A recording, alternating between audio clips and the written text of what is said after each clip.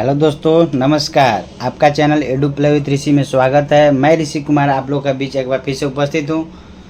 आज मैं आप लोगों को फिर से जो टॉप 300 पॉलिटी एमसीक्यू का सीरीज चला रहा था, उसी को आगे बढ़ाते हुए आज पार्ट 5 ला रहा हूँ आप लोगों के बीच। जो है टॉप 300 पॉलिटी एमसीक्यू जो है दोस्तों, किसी भी एग्ज़ाम के लिए आपका रामबाण साबित होगा। ये जो क्वेश्चन का कलेक्शन है, किसी न किसी एग्ज़ाम में पूछा हुआ क्वेश्चन है दोस्तों। ये टॉप 300 जो एमसीक्यू है, ये 300 नहीं दोस्तों, इसको हमें आप लोग 3000 के आसपास क्वेश्चन मैं करवा दूंगा।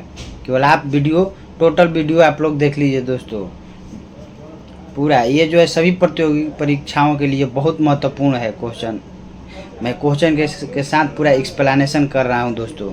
तो आप लोग से होगा यही रिक्वेस्ट है कि प्लीज़ आप चैनल पर नए हैं तो चैनल को लाइक कीजिए, सब्सक्राइब कीजिए और ज़्यादा से ज़्यादा शेयर कीजिए। चलिए दोस्तों, बिना देरी किए हुए आगे बढ़ते हुए इस सीरीज को आगे बढ़ाते हुए चलिए, तो आज है अगला क्वेश्चन देखते हैं हम लोग। कितना 48 नंबर दोस्तों, 48 नंबर का क्वेश्चन क्या कर रहा है। चलिए आगे बढ़ते हुए, चलिए आप लोग से यही रिक्वेस्ट होगा कि प्लीज़ चैनल को लाइक कीजिए, सब्सक्राइब कीजिए और ज़्यादा से ज़्यादा शेयर कीजिए, ताकि इस वीडियो का लाभ आपके दोस्तों को मिल सके। चलिए तो आगे बढ़ते हुए,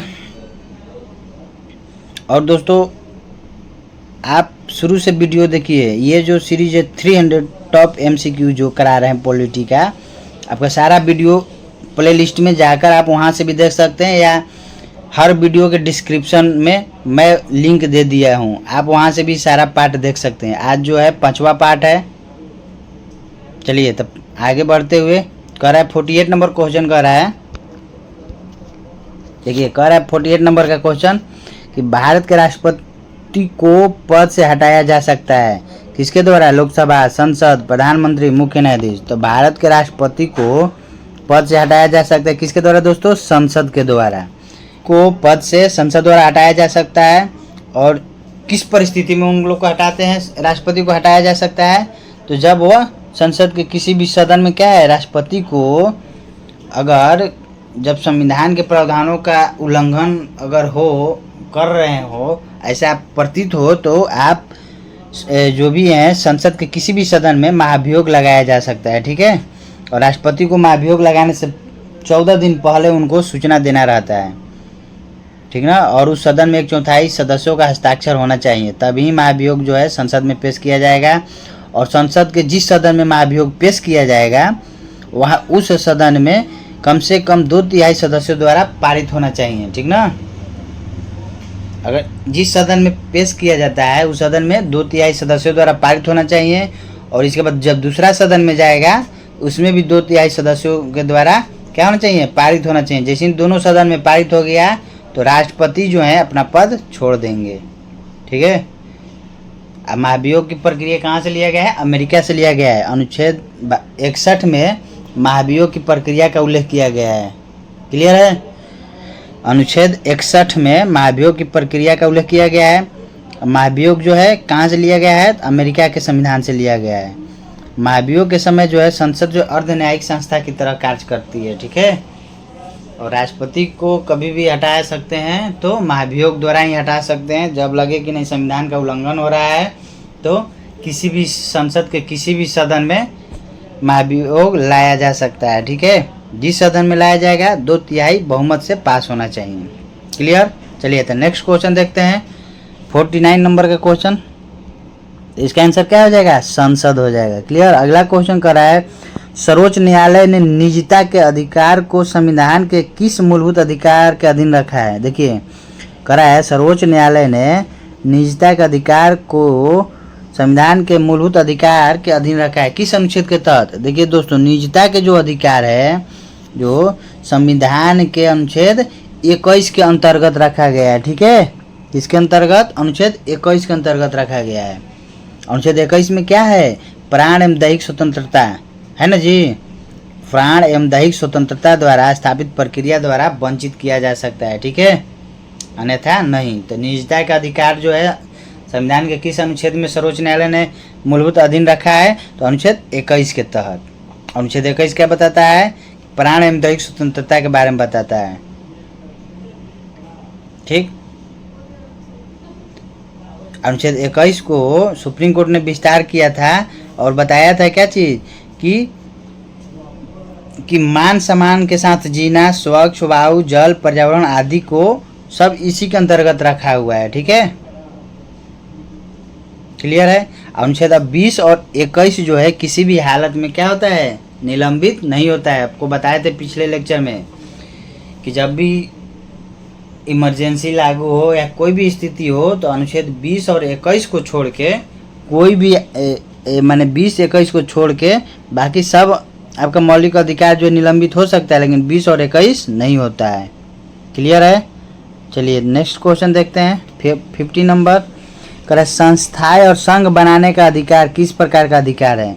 देखिए दोस्तों, संस्था और संघ बनाने का अधिकार, हमारा संविधान जो है आपको 6 प्रकार की स्वतंत्रता के बारे में बताया है। अनुच्छेद 19 में 6 प्रकार की स्वतंत्रता के बारे में बताया है। ठीक है, तो उसमें 6 प्रकार की जो स्वतंत्रता है अनुच्छेद किस में, 19 में। पहले जो था अनुच्छेद 19 में 7 प्रकार की स्वतंत्रता था। ठीक है, लेकिन संपत्ति के अधिकार को क्या किया गया, 44वें संविधान संशोधन द्वारा निरस्त कर दिया गया था। ठीक ना। अब कितना है, अनुच्छेद 19 के अंतर्गत टोटल 6 प्रकार की स्वतंत्रता के बारे में बताया गया है। क्लियर है। तो देखिए, तो 6 प्रकार की कौन कौन सी स्वतंत्रता है। देखिए 19A, 19B, C, D, E, F, G 7 प्रकार की था पहले। तो अनुच्छेद 19A क्या बोलता है, अनुच्छेद 19A में वाक एवं अभिव्यक्ति की स्वतंत्रता है, यानी बोलने की स्वतंत्रता है आपको। ठीक है, आपको क्या है, वाक एवं अभिव्यक्ति की स्वतंत्रता है 19A में है। आपको पूछता है कि जो पत्रकार सब है, स्वतंत्र पत्रकार, ये सब किस अनुच्छेद के अंतर्गत आता है, अनुच्छेद 19A के तहत आता है। ये भी बात को याद रखिएगा। तो अनुच्छेद 19A में क्या है, वाक एवं अभिव्यक्ति की स्वतंत्रता, यानी बोलने की स्वतंत्रता है आपको। क्लियर। और पत्रकार लोग का भी इसी के तहत रखा गया है। 19B में क्या है, तो देखिए जब आप बोलेंगे, भाषण देंगे, कुछ भी करेंगे, ठीक है, तो उसके बाद क्या करेंगे, इकट्ठा होंगे एक जगह। ठीक है, सबको बोल बोल के मैंने भाषण दे एक जगह एकत्रित करेंगे। देखिए याद करने का ट्रिक, तो पहले क्या करेंगे, बोलेंगे, बोल बोल के सबको बुलाएंगे एक जगह, तो क्या हो गया, बोलने की स्वतंत्रता, वहाँ के व्यक्ति की स्वतंत्रता अनुच्छेद 19A में। और जब बोले तो सब लोग एक जगह इकट्ठा होगा, यानी बिना हथियार के शांतिपूर्ण ढंग से एक जगह एकत्रित होना।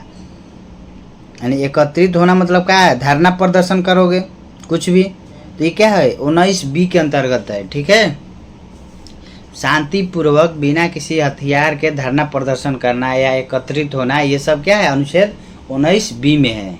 क्लियर।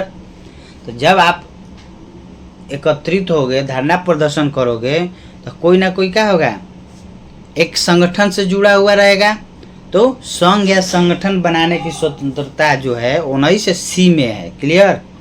पहले क्या है, 19A में बोलने की स्वतंत्रता, इसके बाद B में क्या है, एकत्रित होने की स्वतंत्रता है, आपको धरना प्रदर्शन करने की स्वतंत्रता है।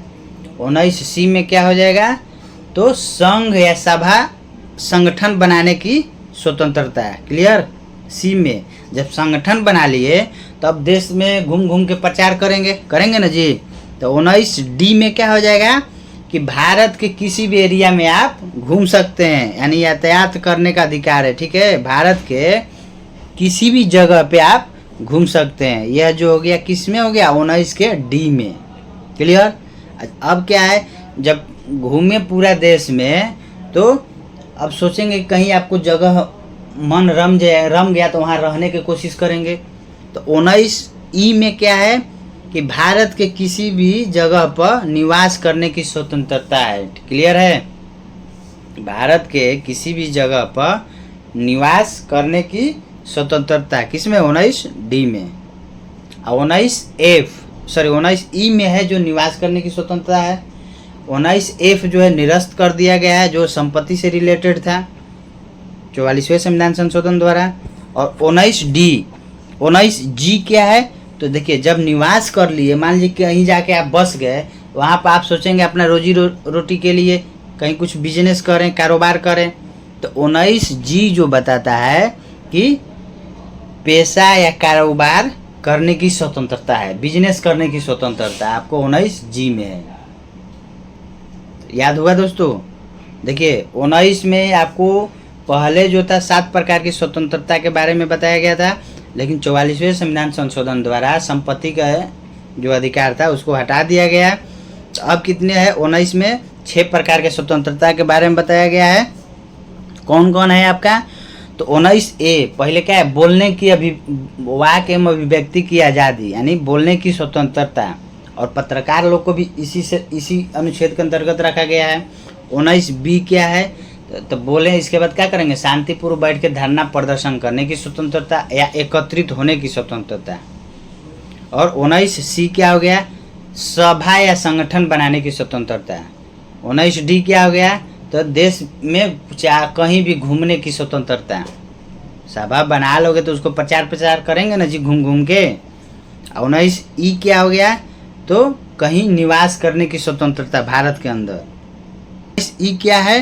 तो अस्थायी रूप से भारत में कहीं भी निवास करने की स्वतंत्रता। 19F जो है निरस्त कर दिया गया। G में क्या है? तो कारोबार व्यापार करने की स्वतंत्रता। क्लियर है दोस्तों?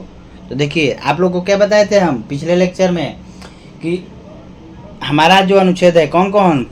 15, 16, कौन कौन? 15, 16, 19, 29, 30। 15, 16, 19, 29, 30 ये जो 5 गो आपका मौलिक अधिकार है, ये जो है केवल भारतीय नागरिकों को प्राप्त है। तो 19 के अंतर्गत ही 6 गो आया स्वतंत्रता। यह किसके लिए प्राप्त है? केवल भारतीयों के लिए ही प्राप्त है। ये जितना भी हम 6 गो स्वतंत्रता बताए हैं अनुच्छेद 19 के अंतर्गत, यह किन के लिए है? केवल भारत के नागरिकों के लिए है। ठीक है, ये 6 जो स्वतंत्रता बताए हैं तो ये केवल किसके लिए है? भारत के नागरिकों के लिए है। इसलिए तो जो भी है आपका 15, 16, 19, 29 और 30 अनुच्छेद जो है केवल भारतीय नागरिकों को प्राप्त है, बाकी सभी को प्राप्त है, विदेशियों को भी प्राप्त है। तो 19 के अंतर्गत 6 प्रकार की स्वतंत्रता है, तो ये किसके लिए है? केवल भारतीय नागरिकों के लिए है। तो देखिए तो क्या क्वेश्चन कह रहा था? क्वेश्चन कह रहा था संस्थाएं और संघ बनाने का अधिकार किस प्रकार का अधिकार है? तो देखिए प्रत्येक व्यक्ति के लिए सुनिश्चित अधिकार, केवल नागरिकों के लिए सुनिश्चित स्वतंत्रता का अधिकार, कानून के समक्ष समानता का अधिकार, या जीवन और दैहिक स्वतंत्रता का अधिकार। तो देखिए दोस्तों क्या आ जाएगा इसका आंसर? केवल नागरिकों के लिए सुनिश्चित स्वतंत्रता का अधिकार। बी ऑप्शन क्या बताए थे? सॉरी बी ऑप्शन हो जाएगा दोस्तों। क्या हो जाएगा? B option. केवल भारतीय नागरिकों के लिए ये जो है संघ या संस्था बनाने का अधिकार है। क्लियर? चलिए तो अगला क्वेश्चन देखते हैं। नेक्स्ट क्या है? नेक्स्ट क्वेश्चन 51, निम्नलिखित में से कौन सा संविधान संशोधन राष्ट्रपति को किसी भी मामले को पुनः विचार के लिए मंत्रिमंडल को भेजने की शक्ति प्रदान करता है? किस संविधान संशोधन द्वारा दोस्तों? तो देखिए दोस्तों जो 42वां संविधान संशोधन हुआ था 1976 में, और जो 1975 में इमरजेंसी लागू हुआ था, उसके बाद जो 42वां संविधान संशोधन हुआ उसमें बहुत कुछ परिवर्तन किया गया था।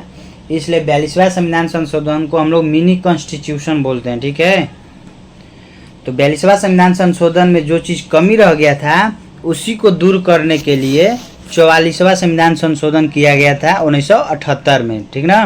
तो जो 44वां संविधान संशोधन किया गया था उसी संशोधन में राष्ट्रपति को माने क्या था? किसी भी मामले में पुनः विचार करने के लिए मंत्रिमंडल में भेजने की शक्ति दे दिया गया था। ठीक ना? माने कोई चीज़ भी माने 44वां जो संविधान संशोधन था किसी भी मामले को पुनः विचार के लिए मंत्रिमंडल को भेजने का शक्ति दिया गया था। किसको? राष्ट्रपति को। माने वैसा जो भी मामला था जिस पर राष्ट्रपति पहले अनुमति नहीं दिए हैं, अगर जिस पर राष्ट्रपति ने पहले अनुमति दे चुके हैं उनको पुनः वापस मंत्रिमंडल में भेजने की शक्ति राष्ट्रपति के पास नहीं है। जब पहले अनुमति दे ही दिए हैं तो उसको कहाँ से रिजेक्ट करेंगे? नहीं करेंगे। जैसे क्या हो गया आपका धन विधेयक। धन विधेयक जो होता है पेश करने से पहले राष्ट्रपति की अनुमति लिया जाता है, तो राष्ट्रपति धन विधेयक जाएगा उनके पास तो पास करेंगे। लेकिन बाकी जो भी मामला है जिस पर राष्ट्रपति पूर्व में अनुमति नहीं दिए हैं, तो ऐसे मामले को राष्ट्रपति के पास एक शक्ति दे दिया गया किसमें, 44वां संविधान संशोधन में, कि उसको पुनः विचार करने के लिए मंत्रिमंडल को भेज सकता है। क्लियर? तो क्या हो जाएगा इसका आंसर? तो 44वां संविधान संशोधन यानी डी ऑप्शन हो जाएगा। क्लियर है? और जो भी संविधान संशोधन होता है तो अनुच्छेद 368 के तहत होता है। ठीक ना? संविधान संशोधन का प्रावधान जो है दो तरह से होता है। एक होता है 2/3 बहुमत के द्वारा, दूसरा क्या होता है 2/3 बहुमत के साथ साथ कम से कम आधा राज्यों का समर्थन भी चाहिए। संविधान संशोधन जो होता है दो तरह से होता है, मैं प्रावधान है संशोधन का, दो तरह के प्रावधान है। कौन कौन? एक तो हो गया आपका 2/3 बहुमत से पास होना चाहिए, दूसरा क्या हो गया 2/3 बहुमत से पास होना चाहिए और साथ साथ में आधा से कम आधा राज्यों का समर्थन होना चाहिए। क्लियर है? और संविधान का पहला संशोधन जो हुआ था 1951 में हुआ था, जिसमें क्या 9वीं अनुसूची जोड़ा गया था। ठीक ना? चलिए तो अगला क्वेश्चन देखते हैं 52 नंबर। ठीक है दोस्तों, 52 क्या है, मैच करना है। क्या करें? मौलिक अधिकार। मौलिक अधिकार हम पिछले वीडियो में बताए हैं, आपको देख लीजिएगा दोस्तों। और इस वीडियो में के डिस्क्रिप्शन में भी हम लिंक डाल देंगे, जो पिछले 4 पार्ट में पढ़ा चुका हूँ, चारों पार्ट का मैं डिस्क्रिप्शन में उसका लिंक डाल दूंगा। आप टोटल पार्ट देख लीजिए दोस्तों, पूरा क्वेश्चन के साथ आपको एक्सप्लेन किया हूँ। ठीक है?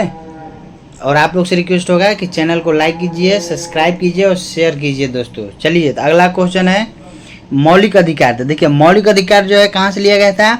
अमेरिका के संविधान से लिया गया था। ठीक ना?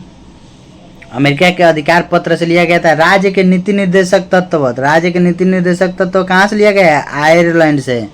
मंत्रिमंडलीय सरकार कहाँ से लिया गया है? ब्रिटिश संविधान से। केंद्र और राज्यों के बीच जो संबंध है कहाँ से? कनाडा से लिया गया है दोस्तों। क्लियर? तो इसका आंसर क्या हो जाएगा? देखिए मौलिक अधिकार 1 का 4 हो जाएगा, नीति या 2 का 3 हो जाएगा और 3 का 1 हो जाएगा। तो कौन सा ऑप्शन है? सी ऑप्शन है दोस्तों। ठीक है? तो देखिए मौलिक अधिकार कहाँ से लिया गया है? अमेरिका का अधिकार पत्र से। नीति निर्देशक तत्व आयरिश संविधान से यानी आयरलैंड के संविधान से लिया गया है। मंत्रिमंडलीय सरकार किससे? ब्रिटिश संविधान से लिया गया है। केंद्र और राज्यों का संबंध जो है कनाडा का संविधान से लिया गया है। क्लियर है? और जो हमारा संविधान का निर्माण हो रहा था, तो संविधान निर्माता जो थे कम से लगभग 60 देशों के संविधान का अध्ययन करके बनाए हैं दोस्तों। ठीक है? लगभग कितने? 60 देशों का 60 देशों के संविधान का अध्ययन करके उसमें अपने संविधान, भारतीय संविधान में समावेश किया गया है। ठीक ना? और सबसे बड़ा स्रोत क्या था हमारे संविधान का? 1935 के भारत शासन अधिनियम। क्लियर? और भारतीय संविधान में जो कानूनी द्वारा स्थापित प्रक्रिया है वो कहाँ से लिया गया था? जापान से लिया गया है। और विधि द्वारा स्थापित प्रक्रिया ब्रिटेन से लिया गया है। ठीक है? चलिए तो इसका आंसर सी हो जाएगा। चलिए आगे देखते हैं अगला क्वेश्चन क्या है 53 कह रहा है क्या जी? लोकतंत्र के बारे में निम्नलिखित कथनों पर विचार कीजिए। देखिए लोकतंत्र कह रहा है इसमें लोगों द्वारा निर्वाचित सरकार का गठन होता है। इसमें लोगों द्वारा निर्वाचित सरकार का गठन होता है। दोस्तों लोकतंत्र होता क्या है? डेमोक्रेसी क्या होता है? For the people, by the people and the people. ठीक है? Democracy is the for the people, by the people and the people. ठीक है? जनता के लिए, जनता को, जनता के द्वारा। तो देखिए लोकतंत्र के बारे में करा क्या है? तो लोकतंत्र जो है इसमें लोगों द्वारा निर्वाचित सरकार का गठन होता है। सही बात है, लोगों द्वारा निर्वाचित सरकार गठन करते हैं। लोकतंत्र में वर्तमान में सत्तासीन लोगों के होने की संभावना अधिक होती है। सही बात है। लोकतंत्र में जो इसकी क्या है बहुमत ज़्यादा होगा वही ना सत्ता में ज़्यादा होगा जी। अब प्रत्येक मत का मूल्य 1 हो जाता है। सही बात है। सबका वो क्यों नहीं, राष्ट्रपति हो, प्रधानमंत्री हो, एसपी, डीएम कुछ भी हो, चाहे आम आदमी हो, सबका क्या है मत का जो वैल्यू होता है क्या होता है? बराबर रहता है। तो इसमें क्या हो जाएगा दोस्तों? सारा ऑप्शन सही है। ठीक है? तो लोकतंत्र के बारे में तीनों ऑप्शन सही है। लोकतंत्र का अर्थ ही होता है क्या चीज़? जनता का शासन। ठीक ना? भारत जो है दोस्तों विश्व का सबसे बड़ा लोकतांत्रिक देश है। और चीज़ जो है विश्व का जो प्रथम लोकतंत्र था कहाँ था? अमेरिका में हुआ था। ठीक ना? लोकतंत्र के लेकिन जननी कहेगा तो भारत देश है। ठीक है? विश्व में सर्वप्रथम लोकतंत्र की शुरुआत कहाँ से हुआ था? अमेरिका में हुआ था। गणतंत्र का अर्थ क्या होता है? देखिए, लोकतंत्र का अर्थ होता है जनता का शासन। गणतंत्र का अर्थ होता है कि जो राष्ट्राध्यक्ष का पद है वंशानुगत नहीं होता है। ठीक है। और भारत में सर्वप्रथम चुनाव जो हुआ था 1892 के जो भारत परिषद अधिनियम एक्ट था, उसके तहत भारत में अप्रत्यक्ष रूप से लोकतंत्र की शुरुआत हुआ था। भारत में अप्रत्यक्ष रूप से लोकतंत्र यानी वोट देने का 1892 का जो भारत परिषद अधिनियम था उसके तहत हुआ था। क्लियर? इसका आंसर तीनों सही हो जाएगा। चलिए अगला क्वेश्चन 54 नंबर देखते हैं। क्या है? करा निम्नलिखित में से कौन सा रक्षा मंत्रालय का विभाग है? कौन सा रक्षा मंत्रालय का विभाग है दोस्तों? देखिए, रक्षा विभाग क्या है? रक्षा मंत्रालय के अंतर्गत आता है। रक्षा अनुसंधान एवं विकास विभाग, ये भी उसी के अंतर्गत आता है। रक्षा उत्पादन विभाग उसी के अंतर्गत आता है। रक्षा वित्त विभाग, वित्त विभाग क्या है? उसके अंतर्गत नहीं आता है। रक्षा वित्त विभाग जो है किसके अंतर्गत आता है? ये जो होता है भारत सरकार का अधीन आता है। ठीक है, रक्षा मंत्रालय का अधीन नहीं रहता है। यानी इसका आंसर क्या हो जाएगा? 1, 2, 3 हो जाएगा। क्लियर है? और एक सैन्य कार्य का जो विभाग होता है वो भी कौन? रक्षा मंत्रालय के अंतर्गत ही आता है। क्लियर? चलिए तो अगला क्वेश्चन देखते हैं 55 नंबर दोस्तों। क्या है? करें निम्नलिखित किसी भी राजनीतिक दलों को राष्ट्रीय दल बनाने के लिए कितने राज्यों की मान्यता जरूरी है? देखिए दोस्तों, किसी भी राजनीतिक दल को राष्ट्रीय दल का मान्यता सबसे पहले कौन देता है? चुनाव आयोग देता है। राष्ट्रीय दल का मान्यता चुनाव आयोग देता है। राष्ट्रीय उसका जो चुनाव चिन्ह है वो भी चुनाव आयोग का ही है। वोटर लिस्ट सब चीज़ सब उसी का देन है। ठीक है, इलेक्शन कराने का चुनाव आयोग का ही देन होता है। ठीक है, तो राष्ट्रीय पार्टी को, राजनीतिक दल को राष्ट्रीय पार्टी का दर्जा देने का किसका है? चुनाव आयोग को। उसका चिन्ह भी चुनाव आयोग ही देता है। तो किसी भी राजनीतिक दल को राष्ट्रीय पार्टी बनना है उसके लिए कम से कम जो है 4 राज्यों में उसकी मान्यता होना जरूरी है। ठीक है, कितना? 4 राज्य में मान्यता होना जरूरी है, तब जाके उसको राष्ट्रीय पार्टी का दर्जा दिया जाएगा। अब उसमें भी है कि राष्ट्रीय स्तर के पार्टी बनने के लिए कितना 3 प्रकार का प्रावधान है। कौन कौन है? देखिए, तो लोकसभा जो है, लोकसभा चुनाव या राज्य का विधानसभा का चुनाव में किन्हीं इनमें से किन्हीं 4 अथवा 4 से अधिक राज्यों में कुल डाले गए मत का 6% मत प्राप्त होना चाहिए। ठीक ना? 4 लोकसभा का हो या राज्यसभा का चुनाव हो, सॉरी लोकसभा हो या विधानसभा का चुनाव हो, तो कम से कम 4 या उससे अधिक राज्यों में कुल वोट उसको कितना मिलना चाहिए? 6% मिलना चाहिए। और उसके अलावा राष्ट्रीय दल तभी बन सकता है जब पार्टी को किसी एक राज्य या एक से अधिक राज्यों में लोकसभा की न्यूनतम 4 सीटें प्राप्त हो। क्लियर? किसी भी राज्य में 4 गो लोकसभा का सीट प्राप्त हो और कुल मत का 6% उसको वोट मिला हो। पहला क्राइटेरिया ये हो गया किसी भी राजनीतिक दल को राष्ट्रीय पार्टी घोषित करने का। दूसरा क्राइटेरिया क्या है? किसी भी लोकसभा चुनाव में यदि लोकसभा में 2% सीट हो और न्यूनतम 3 विभिन्न राज्यों में से प्राप्त की गई हो तो उससे भी उसको मिलता है। और अगला क्या है कि दल को न्यूनतम 4 राज्यों में राज्य स्तरीय पार्टी के रूप में मान्यता मिलना चाहिए। अगर किसी भी दल को कम से कम 4 राज्य में अगर राजकीय पार्टी का दर्जा मिल गया है उसको भी राष्ट्रीय दल घोषित किया जा सकता है। यह काम किसका है? चुनाव आयोग को है। क्लियर है? तो अभी हाल फिलहाल में किसको मिला था? आम आदमी पार्टी को चुनाव आयोग ने राष्ट्रीय पार्टी का दर्जा दिया था। टोटल राष्ट्रीय पार्टी कितना हो गया है? 6 राष्ट्रीय पार्टी है। ठीक, चलिए अगला क्वेश्चन करें। भारतीय संविधान का कौन सा भाग राज्यों के लिए नीति निर्देशक वाले तत्वों का उल्लेख करता है? देखिए दोस्तों, क्या कर रहा है? राज्य का नीति निर्देशक तत्व। तो पहला भाग क्या है? अनुच्छेद 1 से 4 तक बताया गया है भारत राज्यों का संघ है। और भाग 2 में क्या है? 5 से 11 तक नागरिकता के बारे में बताया गया है। और भाग 3 में 12 से 35 तक क्या है? मौलिक अधिकार बताया गया है। और भाग 3 को ही हम लोग मैग्ना कार्टा बोलते हैं। अब भाग 4 में क्या है? राज्य का नीति निर्देशक तत्व है दोस्तों। भाग 4 में अनुच्छेद 36 से लेकर 51 तक जो है क्या है, राज्य के नीति निर्देशक तत्व है। तो यहाँ पे आंसर क्या हो जाएगा, राज्य के नीति निर्देशक तत्व किसमें है, भाग 4 में है। क्लियर। अनुच्छेद 36 से लेके 51 तक है। और ये जो नीति निर्देशक तत्व जो है कहाँ से लिया गया है दोस्तों, आयरलैंड के संविधान से लिया गया है, ठीक ना। और ये नीति निर्देशक तत्व का जो है मेन उद्देश्य क्या है, तो लोक कल्याणकारी राज्य की स्थापना करना है। राज्य के नीति निर्देशक तत्व का उद्देश्य क्या है, लोक कल्याणकारी राज्य की स्थापना करना है। क्लियर है। और एक ऑस्टिन जो था उन्होंने बताया था कि निर्देशक तत्व जो है सामाजिक क्रांति के उद्देश्यों की प्राप्ति के माध्यम है। ठीक है।